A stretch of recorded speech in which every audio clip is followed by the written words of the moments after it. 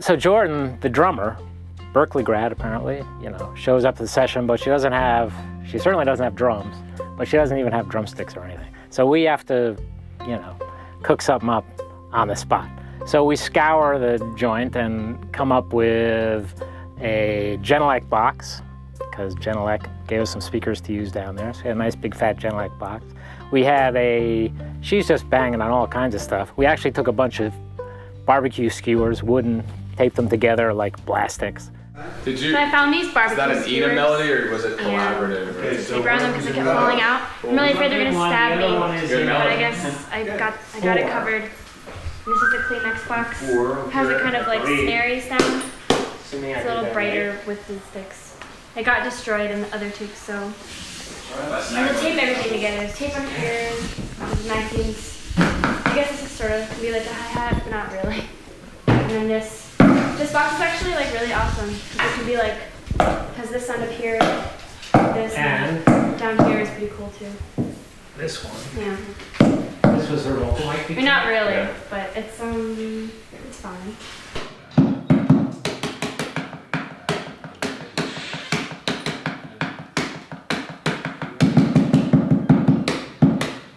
I think it sounds better with this. And right down on the floor. Yes. Yeah. How close to the floor can we get? It's the same. So aside from the close mics, we also, as with any percussion, it's nice to get some room on there and get a distance. So hooked up some overheads, pencil mics from Telephone Kit, and just to make sure we weren't getting any phase issues, and especially since we had a very small focused kit, just measure the distance from the kit to each microphone to make sure we wouldn't get any phase stuff going on. We're gonna do a little phase check here. I heard Snoop Dogg is gonna be here at South by. You should like get him to. Snoop Dogg?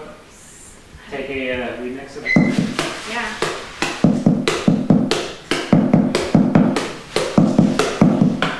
What are you doing, Al? I'm making sure we're the same distance from what would be the snare drum on these two mics so we get the least amount of phase cancellation. Sorry, I should have playing that. So, how's that sound for phase? Take a second.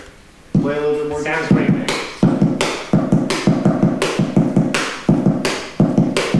I think we should change the perspective of the stereo so that it's back. Back to front? Back to front, yeah. Over her shoulder, you mean? Yeah, from the front and from over her shoulder. The reason I want to get it this way is because she's playing kick drum from the side, and it's making the left side pretty heavy. So we're actually gonna implement that kick drum EQ on this one and see what it does to this kick drum sound. So it's got a mid-range cut that imparts a little more. You get more of the tap and more of the beat and less of a sort of boxy sound since we're using the box. I'm tweaking the EQ on the drum a little bit, so we've got sounding a little bit more like a traditional kick drum than a box, but not so much like a traditional kick drum.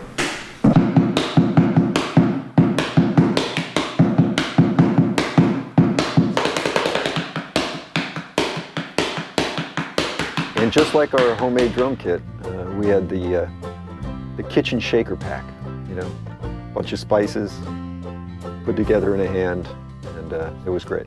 So I've got some salt and pepper, and this is sugar. So I have to keep using it to put it in the coffee, but then I'm also worried that the salt kept falling out. So these people are gonna be mad about their carpet, but it's okay.